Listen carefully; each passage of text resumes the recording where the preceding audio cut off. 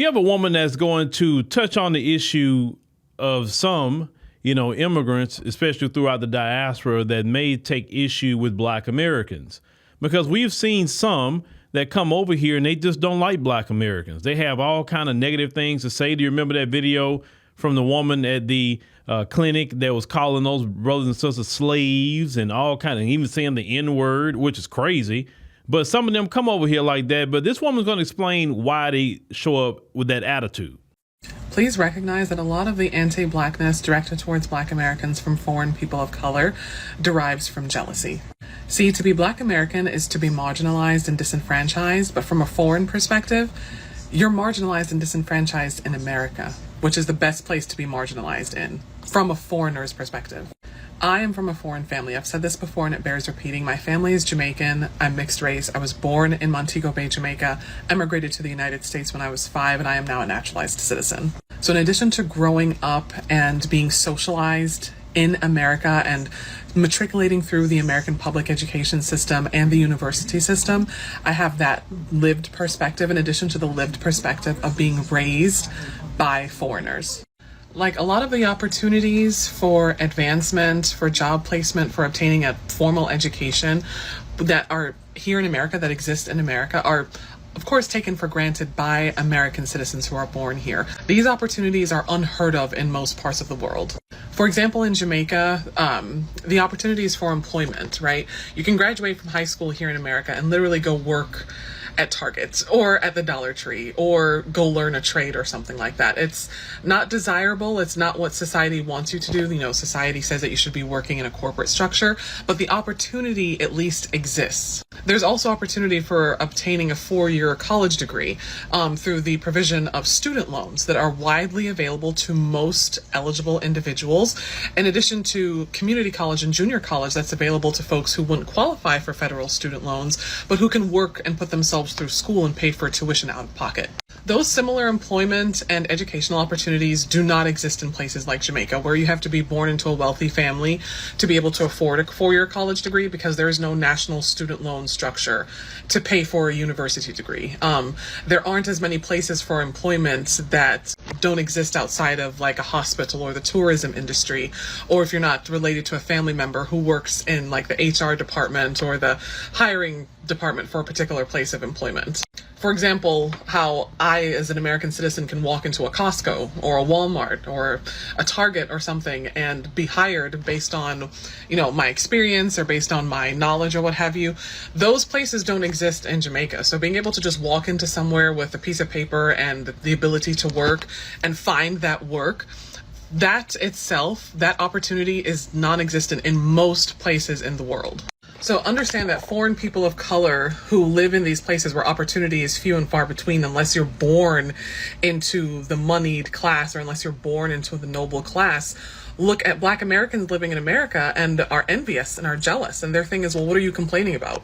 You don't know anything about marginalization or what it truly means to be dispossessed or what it really means to be oppressed, because you're in America. You have all these opportunities. You have all these chances. You have justice. You have laws and discrimination laws that protect you. Those things don't exist where I'm coming from. So what's the big deal with you?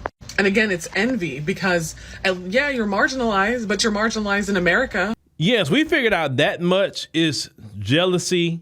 Yeah, we figured that. But this is the thing. You can't blame Black Americans for what we have here.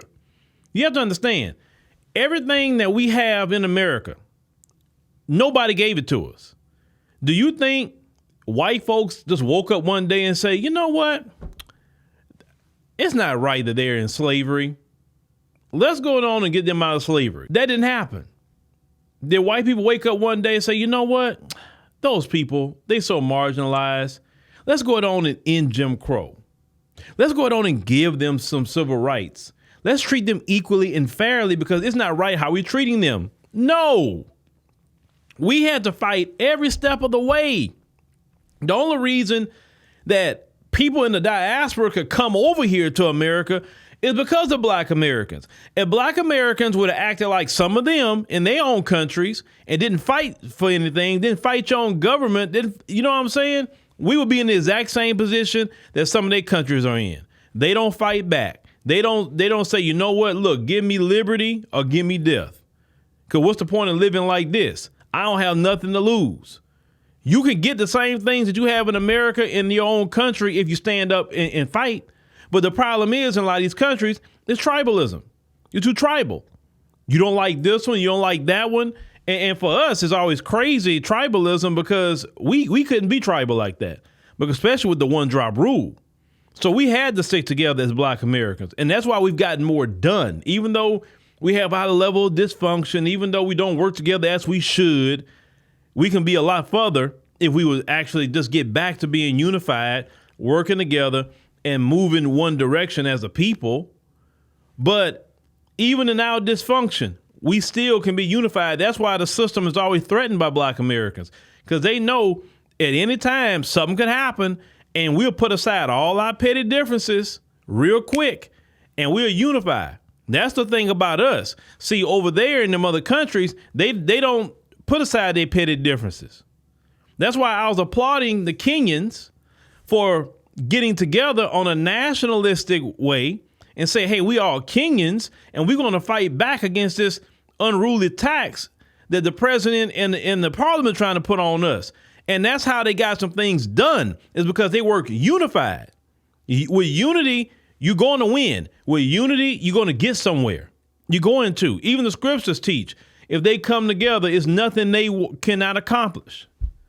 That's why somebody's always, especially the devil, trying to cause division one way or another. That's how we got what we wanted to get to. We unified and we fought back. And we say, no, we're going to get some equal rights. No, we're going to get opportunity. We're going to get this. We're going to get that. We didn't ask them. We told them and we fought back to get it. So you shouldn't be jealous of nothing coming over here. You should be saying, you know what? I appreciate you, brothers and sisters, for fighting like that, because now I can come and I have the opportunity to help myself and get education and do good for my family, X, Y, Z. That's it. There's no reason to be jealous. Why being jealous? That's like me being jealous of someone who's rich and looking at them and just envying them and being jealous of them because they're rich, even if they're another Black person. What's the point of that? That's not going to change your situation. Now, maybe if you want to attain that one day, if possible, right? Well, then learn the skills to get there. What did they do? What opportunities they had, or what opportunities they created to get to that point. You don't have to be jealous of nobody. Don't be jealous of us, because I always tell people, even though y'all come here, y'all don't bear the cross that we bear, because you come in the guise of being an immigrant. And then right now in this country, at least underneath this administration, the Biden-Harris administration, immigrants are preferred in that administration. And Black people is beneath even immigrants. Nobody wants the cross that we bear because we don't get anything. Everybody step on our back for their American dream. None of y'all are in our position. So yeah, we live in America, but we constantly still fighting to this day. So I always tell people, be careful envying other people, because I always tell y'all, I gladly give you this cross that Black Americans bear, and we'll go ahead and take the ease that you get. We'll take that. And let's see how long. No group want to be Black people. Even white folks don't want to be Black people. They want to copy our style. They want to copy this, copy that, but they do not want to bear the cross that we bear. They don't want that. So don't be jealous. There's no reason to be jealous.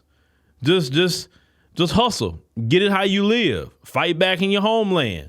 And you can have the same thing over there.